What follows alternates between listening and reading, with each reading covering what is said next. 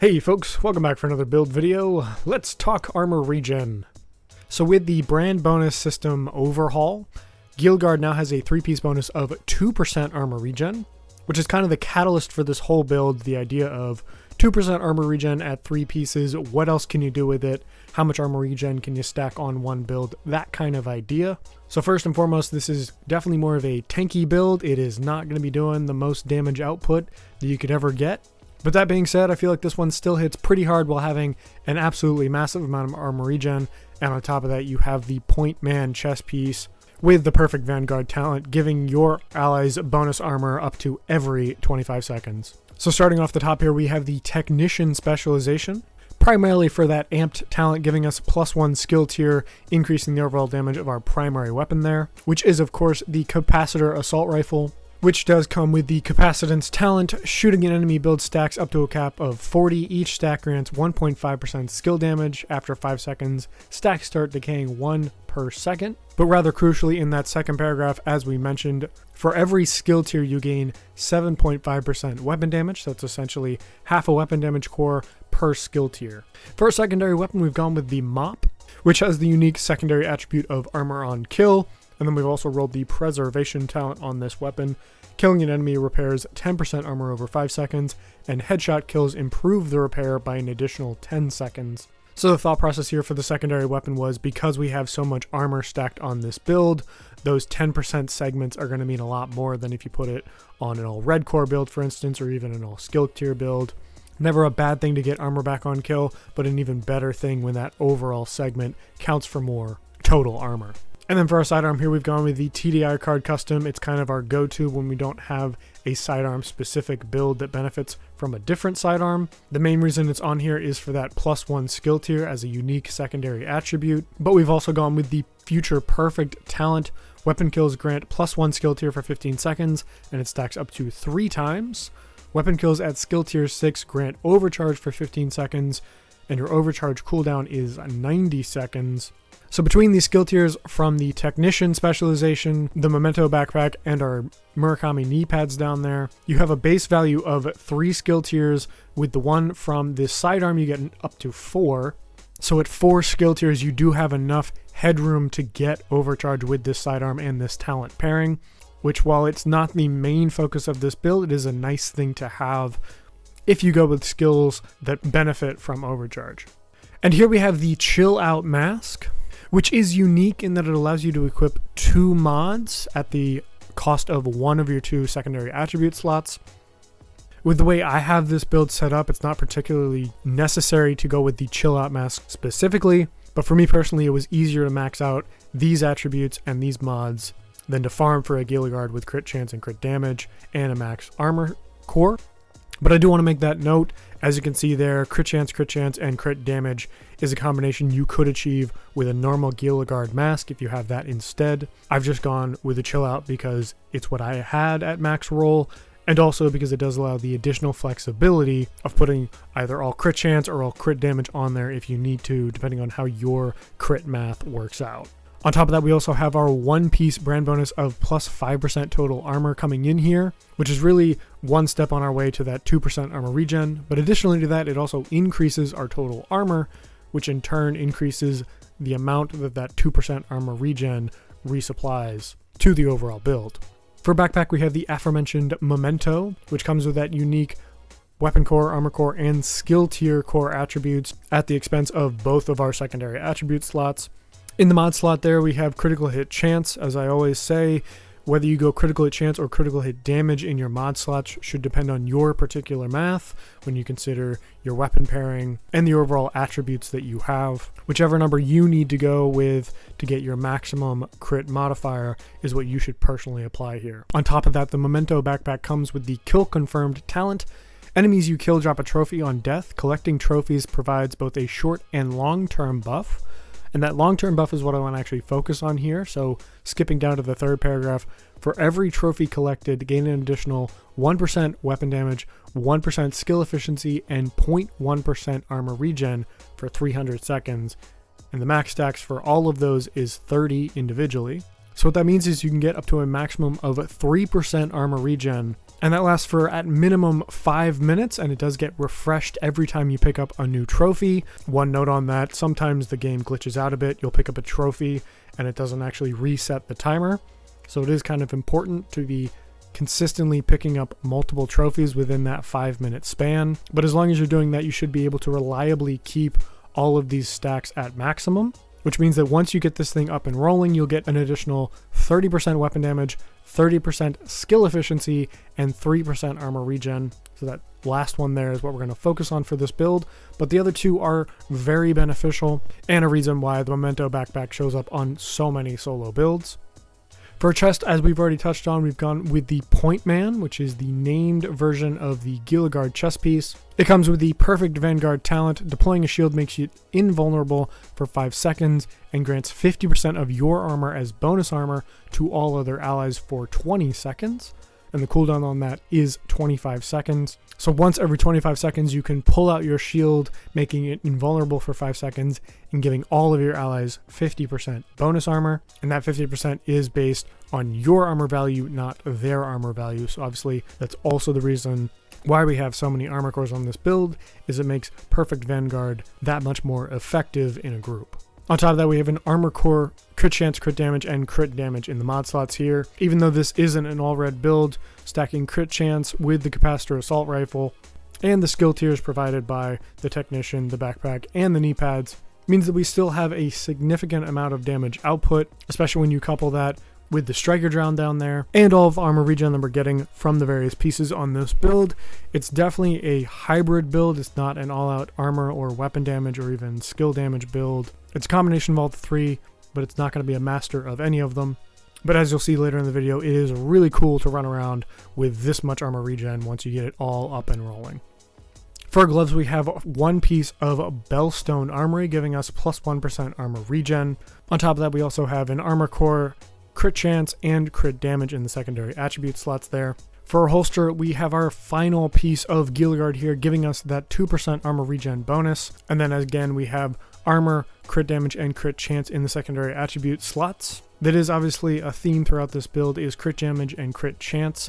I just find they go really well with the capacitor assault rifle given the mods that it has, and also the fact that it benefits from those skill tiers with an additional half a weapon core per skill tier. It means that you can have a hybrid build that still managed to put out more weapon damage than you otherwise would be able to. And then last here we have the Emperor's Guard knee pads. One note here, these are a Dark Zone exclusive, so the only way to get them that I'm aware of is either the Dark Zone, conflict caches, or any other named item caches that you can get within this game. Emperor's Guard do have a chance to drop from all of those sources, but obviously the most reliable one, if you're willing to brave the Dark Zone, would be to find a day when either Murakami or Kneepads. Honestly, Murakami should give you better chances here. So find a day where the Dark Zone is Murakami as the targeted loot drop.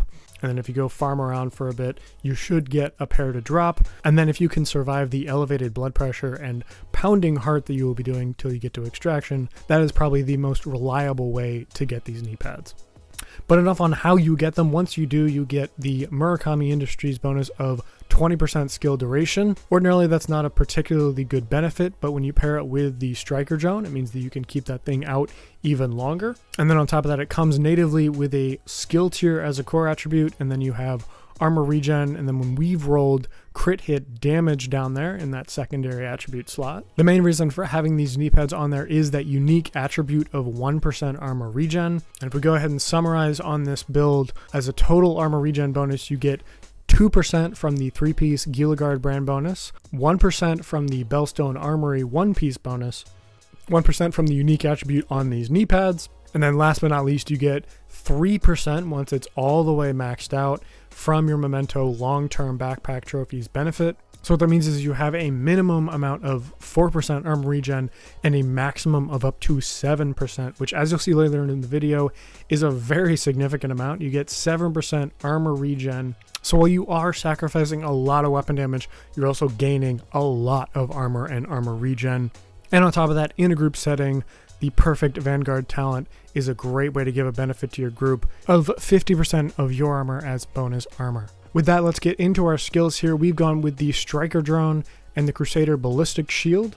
Crusader Ballistic Shield we've gone with for obvious reasons here. Given how many armor cores and skill tiers we have stacked up here, you get a tier 6 shield, as you can see right there in the bottom right corner. On top of that, you're going to use this skill to proc the Perfect Vanguard talent, giving your allies 50% of your armor as bonus armor. And then because we're running with the capacitor and we were able to stack 3 skill tiers on this build, we've got the striker drone here, so it is only a tier 3. But between the Memento long-term trophies and the capacitance talent on our assault rifle there, you get a pretty significant amount of striker damage out of this build. I honestly think the more major trade-off here is that you have a limited amount of health because it's only a tier 3 striker drone. But given the amount of armor regen that you have and the amount of armor you have on this build, it allows you to personally push enemies a lot harder than you would with a more focused skill damage build, meaning that sometimes you can distract your enemies with your own position, allowing your striker drone to then take position and apply additional damage to them. All the while you can still build stacks with the capacitor assault rifle, increasing your striker drone's damage and creating an impressive amount of weapon and skill damage combined together, given that you have additionally 5 armor cores on this build, which, as you can see there, gives you over 1.7 million armor. So there you have it, a max armor regen build along with some skill damage and some weapon damage. Again, definitely more of a hybrid build than just any one focus. Let me know what you think of this one in the comments below. Love to hear your thoughts, love to see how you would improve this build or any particular situations you think this build would shine in. If you like this video, like it, subscribe if you want to see more stuff like this, and tell your friends about the channel to help us continue to grow and make videos like this. As always, thank you so much for watching, and we will see you in the next video.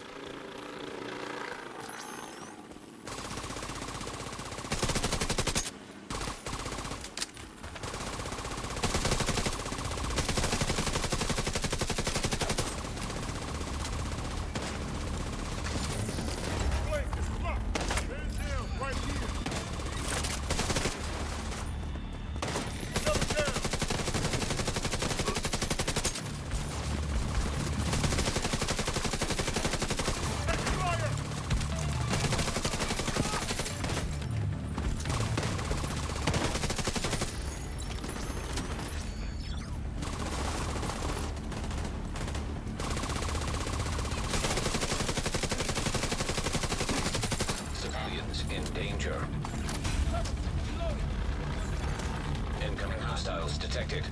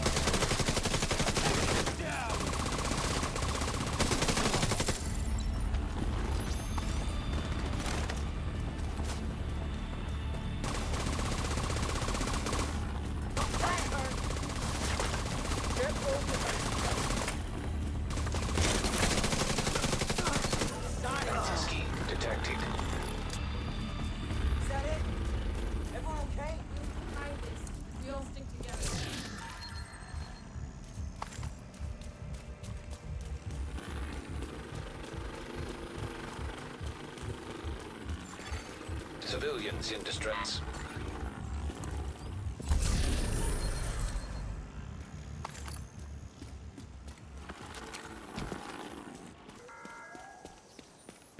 Some of you may have heard that I am working with the Secretary of Homeland Security to help in this matter. I would like to take this opportunity to clarify the tenure of our relationship. The government has had contracts with social concerns since the late 80s when my father still ran the company. And rogue agents placement in their hands. Cal asked me to help control secondary outbreaks. An outbreak of reckless and out-of-control division agents who refused to follow the directives of President Andrew Ellis. Hostile drones got me tagged. Hostile civilian target. System malfunctioning.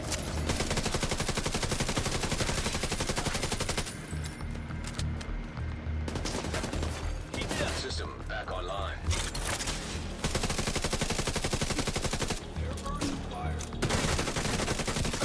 Progress halted. Manual override required. Come on.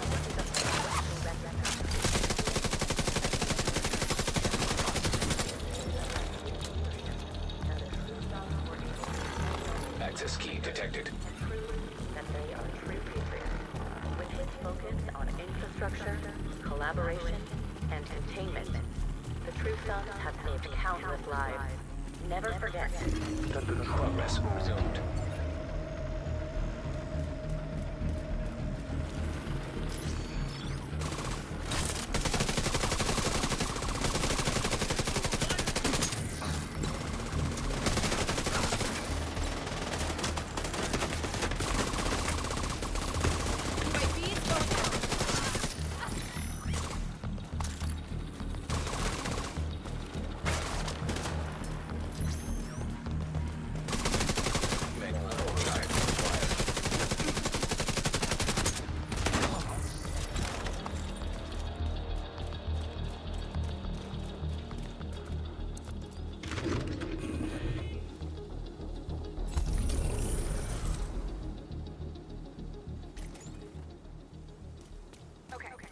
I know it's weird.